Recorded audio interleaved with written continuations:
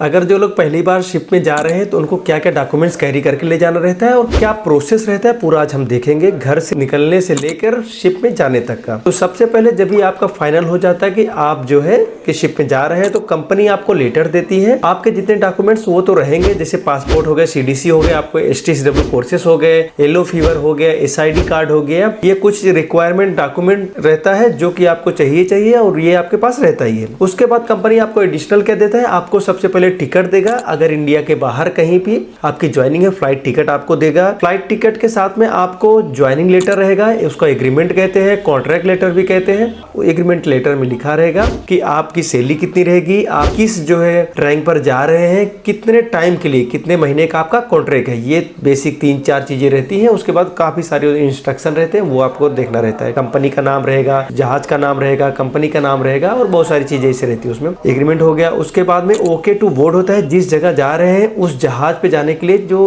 Authorities वहाँ security रहती है, अथॉरिटीज को पेपर दिखाना रहता है कि हाँ यहाँ जो जहाज लगी है वो एंकर पे हो सकता है, जेटी पे लगा रह सकता है, बहुत सारे या तो अंडरवे में रह हो सकता है। तो बहुत सारी चीजें वहाँ रहती है। तो उसके लिए लेटर रहता है कि इस जहाज पे स्पेशली जा रहे हैं तो वो कंट्री में वो पेपर चेक होता है। ओके टू बोर्ड हो गया आपका। वीजा हो गया। अगर कोई कंट्री में लगता है तो कोई कंट्री में ऑन अराइवल वीजा रहता है, कोई कंट्री का वीजा लगा के तब देते हैं आपको, तो वीजा हो गया पेपर। ये कुछ जरूरी चीजें हो गई जो कि आपको कंपनी देगी और उसमें डिटेल पूरा रहेगा कि भाई इस डेट को आपका है, इतने बजे की फ्लाइट है, सारा कुछ। उसके बाद में कोई कंपनी का होता है आपको ट्रेवल कार्ड यहीं से देंगे। ज्यादातर कंपनी क्या करती है कि आप चले जाइए, अपना जो है कैब वगैरह बुक करके, जो भी आपकी सुविधा है उससे आप जो है घर में अपना पूरा लगेज वगैरह ले लीजिए।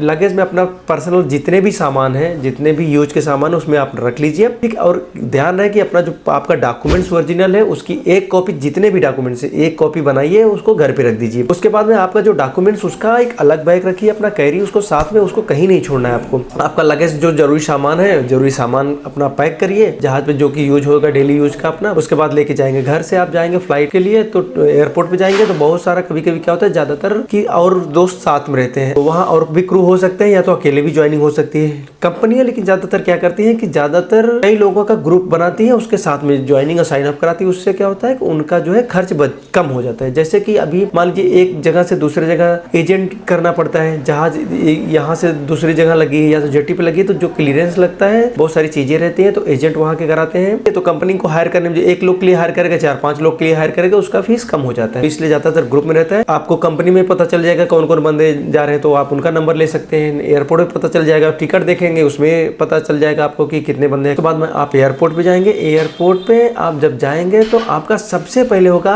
जो चेकिंग होता है, आप देखेंगे वहाँ पे कि आपकी फ्लाइट कितने बजे की है, कहाँ की है, कितने नंबर पे लग रही है। वहाँ स्क्रीन बड़े बड़े लगे रहते हैं तो वहाँ स्क्रीन पे देख लीजिए। उसके बाद गेट पे एंट्री करेंगे। एंट्री करते ही सबसे पहले आपका 2 चीज देखा जाएगा, एक टिकट देखा जाएगा, हाँ आपके पास टिकट है कि नहीं है, और एक ID देखी जाएगी। टिकट ID 2 चीज हो गई तो आप एंट्री कर लीजिए। एंट्री करने के बाद में आप बाहर से देखे रहेंगे स्क्रीन पे कितने नंबर पे या ABCD रहेगा या 1-2 रहेगा। तो वहाँ पे आपका सबसे पहले जाएंगे तो लाइन रो लगी रहेगी, वहाँ काउंटर रहेगा। काउंटर में फ्लाइट का टिकट जो भी आपकी फ्लाइट है, फ्लाइट नंबर वहाँ पे स्क्रीन पे चलता रहेगा तो देख लीजिए। तो वहाँ बताने वाले भी रहते हैं, आप पूछ भी सकते हैं। तो उसी लाइन में लग जाइए। लाइन में लग के जाएंगे। जब आपका जो है बोर्डिंग पास के लिए वहाँ जाएंगे तो आपका लगेज जितना भी है सब वो चला जाएगा। हैंड बैग में एक हैंड बैग रहेगा आपके पास में। ध्यान रहे कि हैंड बैग में कोई भी लिक्विड आइटम या शार्प आइटम नहीं रखना है आपको, नहीं तो वो निकलवा दिया जाएगा। तो कोशिश यही करिए खाली अपना डॉक्यूमेंट्स लीजिए, एक आध जो पहनने का हल्का कुछ चीज लीजिए, हैंड बैग में कुछ ना रखिए। ये हो गया आपका। जब भी आप जाएंगे बोर्डिंग पास के लिए तो आपका सारा डॉक्यूमेंट देखा जाएगा। पासपोर्ट हो गया, CDC हो गया, आपके टिकट्स हो गए वहाँ, और ओके टू बोर्ड हो गया, जिस कंट्री में जा रहे हैं वो भी देख सकते हैं वहाँ पे। तो सारे पेपर्स देख लिए। अगर सारे पेपर्स क्लियर है तो आपका लगेज वहाँ ले लिया जाएगा, वेट करेगा लगेज का। उसके बाद में आपको आपका जो है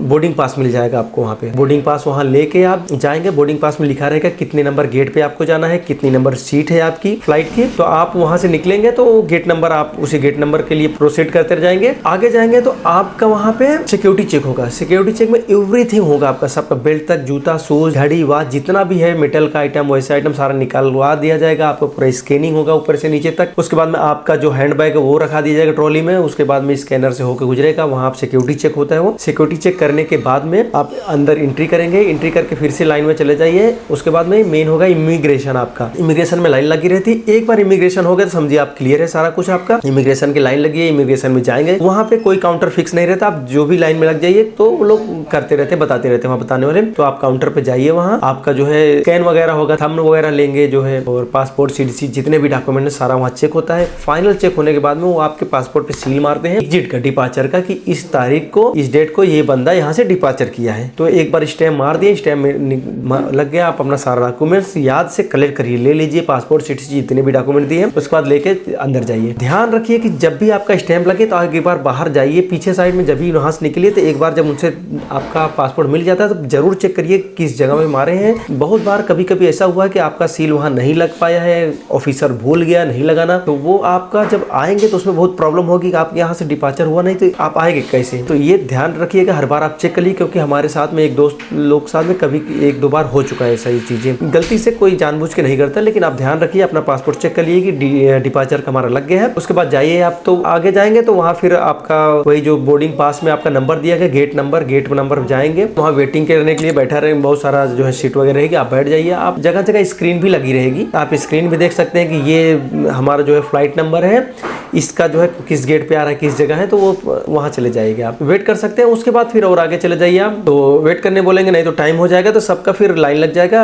आपका टिकट देखेंगे, पासपोर्ट देखेंगे, टिकट देखें और उसके बाद बोर्डिंग पास देखेंगे, एक फाड़ के ले लेते हैं वो लोग और आपको आगे भेजते चले जाएंगे। तो जाइए आप, सीट नंबर उसमें बोर्डिंग पास में लिखा रहेगा, आप वहाँ बैठ सकते हैं। ठीक है, फ्लाइट पे जाने के बाद में जहाँ की आपकी फ्लाइट कभी कभी कनेक्टिंग रहती है, कभी कभी डायरेक्ट रहती है, तो आप जाएंगे, जैसा प्रोसेस रहेगा आगे चल करते जाइए। तो अगर कनेक्टिंग है तो आप उतर जाएंगे, दूसरी फ्लाइट पकड़ेंगे, वहाँ से फिर जहाँ जाना होगा डेस्टिनेशन अपना जाएंगे। अगर एक ही फ्लाइट है तो वहाँ जाइए, उतर जाइए। उसके बाद में क्या होता है, वहाँ पे बाहर जैसे निकलेंगे तो वहाँ कंपनी के एजेंट रहते हैं, आपको पता है नहीं कहाँ जाना है, तो वहाँ क्या है, एजेंट रहते हैं कंपनी के, वो आपका नाम एक बोर्ड लेके या तो खड़े रहेंगे, आपका नाम हो सकता है उसमें, या तो कंपनी के नाम हो सकता है आपका, या तो जहाज का नाम हो सकता है। ये 3-4 चीजें रहेंगी। और उसके अलावा जो कंपनी आपको लेटर देता है, जो डॉक्यूमेंट देता है, उसमें एक डॉक्यूमेंट रहता है वहाँ के एजेंट का डिटेल, उसका phone number, email ID, company का नहीं, कभी कभी कंपनी उसका जो कंपनी वहाँ का है उसका भी नाम हो सकता है, वहाँ पे जो एजेंसी है एजेंट का, तो वो भी हो सकता है, तो वो भी देख लीजिए आप। वहाँ उसके पास जाएंगे तो बोर्ड लेके खड़े रहते हैं ऑलमोस्ट, तो वहाँ जाएंगे आप, तो वो लोग आपको जितने लोग रहेंगे उसको पता है कि आपके शिप पे या इस कंपनी के कितने लोग हैं, वहाँ इकट्ठे हो जाएंगे, उसको बताइए, तो वो जैसा भी शेड्यूल रहेगा, वो अगर शिप डिले है तो आपको ले जाके होटल में रख देगा। अगर डायरेक्ट रहे कहीं कहीं कभी होता है तो आपको सीधा गाड़ी बैठाएगा, ले जाके जो है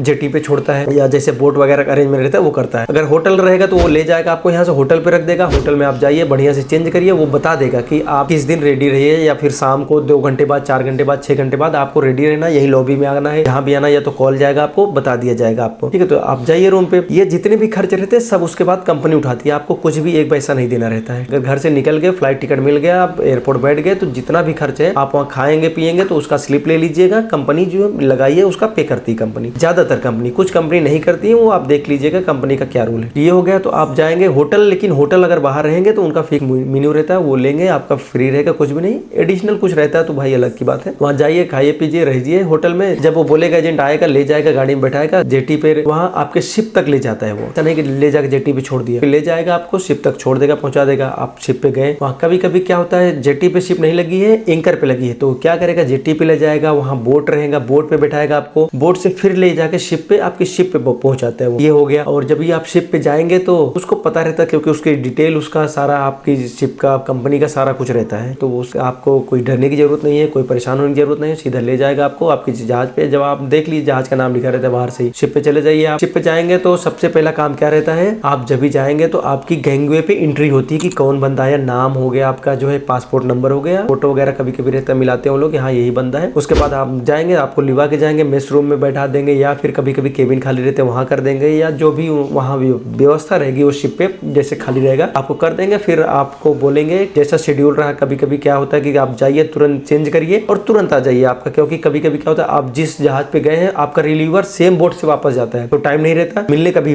टाइम इवन नहीं रहेगा आपको। कभी कभी टाइम भी रहता है, बातचीत कर सकते हैं उससे। तो क्या हो, जाइए, वो जो बंदा ले जाएगा आपको बता देगा ये आपका केबिन है, चेंबर है, आप वहाँ केबिन वगैरह में जाइए, अपना चेंज वेंज करिए। उसके बाद वो बता देगा खाना पीना खा लो, सो जाओ, जो भी टाइम रहेगा, या आवाज करना है आपको, या कार्गो वॉच है, या फिर गैंगवे वॉच, जो भी रहेगा वो बताएगा आपको। ठीक है, लेकिन फर्स्ट टाइम एकदम वालों को कुछ काम ऐसा नहीं दिया था एग्जैक्ट कि आपको ये काम है, वो साथ में ही मिलेंगे। कभी कभी क्या होता है, आप जेटी पे जब चले गए तो प्रोविजन उठ रहा है, तो आपको बोलेंगे भाई चेंज करके आ जाओ, तो प्रोविजन वगैरह है तो उठाना रहेगा, ऐसा कुछ होता है, लेकिन काम अलग से कुछ नहीं दिया जाएगा आपको। तो जाइए वहाँ पे, उसके बाद रिपोर्ट करना रहता है। जब भी हो गया तो आपको ब्रिज में अपना सारा डॉक्यूमेंट्स ले जाके वो खुद ही बताएंगे भाई आ जाइए, आपका जितने डॉक्यूमेंट्स है वो डॉक्यूमेंट्स जो भी कैप्टन रहेंगे बोल देंगे लाना रहेगा, तो थर्ड ऑफिसर मोस्टली जो है चेक करते हैं सारा डॉक्यूमेंट, बुला लेंगे आपको कि उसके बाद में डॉक्यूमेंट्स वगैरह दे दीजिए। तो मोस्टली क्या होता है, आपका फेमिलराइजेशन होता है। आप शिप पर जाएंगे तो एक ऑफिसर आपको पूरे जहाज का जो है राउंड कराएगा, बताएगा एक एक चीजें सबको। ऐसा नहीं कि आप फर्स्ट टाइम है आपका, जो सेकंड टाइम उसका नहीं, सबका जितने भी बंदे गए चाहे 10 बार गए हैं, फेमिलराइजेशन होना जरूरी है। सबसे पहले सेफ्टी इक्विपमेंट क्या क्या है, ठीक है, life jacket, life raft, life boat कैसे वो क्या